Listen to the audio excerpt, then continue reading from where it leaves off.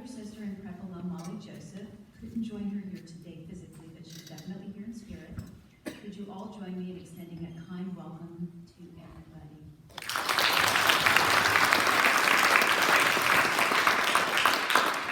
Now, Beatty's accomplishments and activities are many.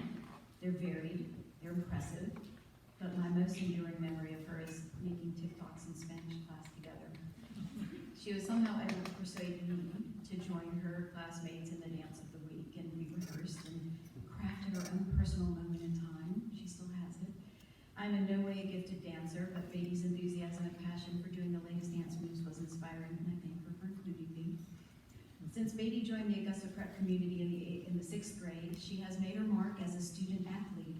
Her high school activities include varsity soccer, varsity cross country, varsity track, varsity basketball, Schools for Schools, NHS, the Service Club, for which she has served as secretary and vice president, and the highly energetic Student Section Club, of which she is the co-president.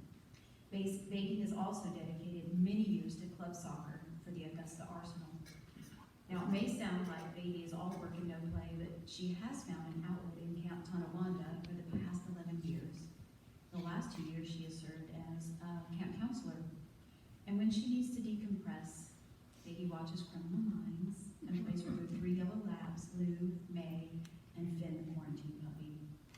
As you will soon see, Beatty's topic holds a particularly personal meaning for her. She wanted to know more about what her grandmother was going through, so she used this opportunity to delve into research and to learn about something that we have all experienced. Please help me welcome Beatty to the lecture.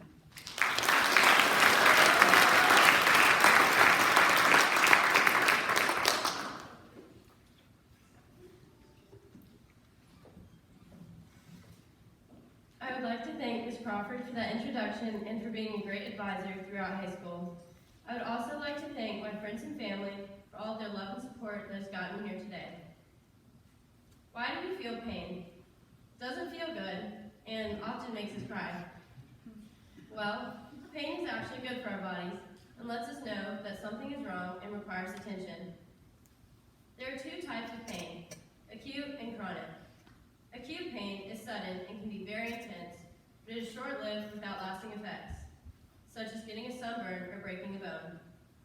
Chronic pain, however, can be less intense, but lasts much longer, and does not necessarily have a cure. It can be continuous, such as arthritis, or frequent headaches. We all feel pain, so I asked some of my classmates, what is the worst pain you have ever felt? Ryan said, my brother hit me in the face with a stick when we were lightsaber fighting. He said, slamming my finger in a door and breaking it. Charles said, separating my shoulder. And Safe said, when my sister threw a cup at my face and I had to get stitches under my eye. Now, those are all experiences that you may have personally felt or witnessed, but imagine someone saying ow and not being able to tell you specifically what they're feeling. In the world of medicine, this is referred to as phantom pain. Phantom pain is pain that is felt in the area where a limb has been amputated. Yes, pain in an empty space where there is no longer a limb. It is commonly confused with residual pain, which is at the site or stump of an amputation. It is also confused with phantom limb sensations, which is the feeling that the limb is still there, but without any pain. After an amputation, our nervous system, mainly the brain and spinal cord, get confused and sensory neurons get mixed up. Although there is no clear cause of phantom pain, the brain loses the sensory input from the missing limb and can have many different ways of responding. The simplest way for our body to express that something is wrong is therefore through pain. It can happen in any amputee at random times and can range from just a slight sensation to extremely painful. Some of you may have seen the movie Soul Surfer, or maybe have heard about Bethany Hamilton and her success in surfing before and after losing a limb. Many of her struggles through that process are overshadowed by her achievements. In 2003, at age 13, Bethany Hamilton was out surfing with her friends when a 14-foot tiger shark attacked her, completely severing her left arm.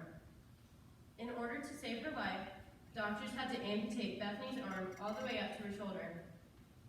She then had to learn how to get dressed, get herself ready, feed herself, and and everything that goes with being a teenage girl, all with just one arm. But she overcame her many challenges, and she returned to surfing only a month after the attack. For weeks after the attack, Bethany experienced phantom pains along her left side as if her missing arm were dangling, or pains in what should be her elbow area.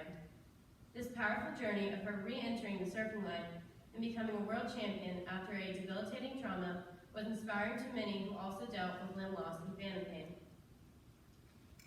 In the arts and music world, the pianist Paul Wittgenstein went through a similar ordeal. He was drafted by the Austrian army during World War I. While fighting in the Battle of Galicia, he was shot in the right arm and taken captive by Russians. He survived for 2 years in the Russian prisoner of war camp, undergoing the amputation of his injured arm. In captivity, Wittgenstein decided to learn to play piano with his left hand and began writing his own pieces as well. Neuroscientists were interested in his case in particular because through his experience with phantom pain, he also developed phantom movements. He would voluntarily move his stump while he was playing and said that he could feel every note that should be played in the fingers of his right hand, which did not exist. My favorite example of them all is my grandmother, Gammy. On January 1st, 2015, she went to the hospital and was diagnosed with advanced vascular disease. A week later, she had to have her right leg amputated just below the knee. I was only in 5th grade at the time and didn't completely understand what that meant. The easy way to put it is that there was not proper blood flow to her leg and it was dying. After her surgery, and continuing to this day, Gammy has had many encounters with phantom pain, which I've often witnessed. One of our favorite things to do is play a game of gym. Oftentimes, there's a brief moment during the card game where she experiences a jolting pain in her foot that isn't there. These moments always surprised me and of course interested me. There is no visible injury, but I can still see Gammy's response to the pain. It comes out of nowhere and truly hurts. After talking about it with her, her takeaway is that attitude is everything. For all of us, we wake up in the morning, brush our teeth, get dressed, and begin our day. For Gammy, she wakes up, brushes her teeth, gets dressed, puts her leg on, and then starts her day. She told me the question she is most asked is, how did you know that something was wrong? Well, she had no warning. She said, 5 days before she went to the emergency room, she was the fastest spinner in her spinning class. Then, her life changed in just a few days. Gammy lives with the constant reminder of losing a limb each time she experiences phantom pain. She has managed, however, to live a relatively normal life. After witnessing her experience pain on many occasions, I wondered if there was anything I could do to help. There are many different ways to help relieve the discomfort for amputees. One simple way is to take pain medications. Usually these medications are given after the amputation and can alleviate residual pain and phantom pains. In recent years, however, doctors have been looking for other resources to help pain, as substance abuse has been on a rise. Acupuncture is inserting very small needles into specific points of your body, stimulating the nervous system to relieve phantom pain. It is widely used in non-amputees as well for chronic pains throughout their bodies. One treatment I find interesting is mirror therapy. This is when an amputee attempts to trick their brain when seeing both arms or legs by the reflection from a mirror. It is supposed to help you see both limbs as intact and functional instead of injured. When this was presented to my grandmother, she attempted it a few times, but unfortunately it did not work. As a last resort, amputees can look to spinal cord stimulation. It is a process in which a device is implanted into the spinal cord to send impulses that can interrupt pain pathways. I spoke to a former Augusta Prep parent, Dr. Ellen Shaver, who's a neurosurgeon that performs this procedure. From her experience, she found that stimulation was more successful in the legs as compared to other parts of the body. She said that around 50% of people have success in this surgery. There's always a chance that it may not work at all. Through all of this, my grandmother has not allowed the pain to stop her life. Although phantom pain may not apply to you all here, I hope you learned something new. And to the seniors, no pain, no gain. Now is the time to put in the work to get applications submitted and finish out our last year of high school. Unfortunately, the pain of going to class won't stop next year, but I encourage you all to make the most of new experiences you will have. Thank you.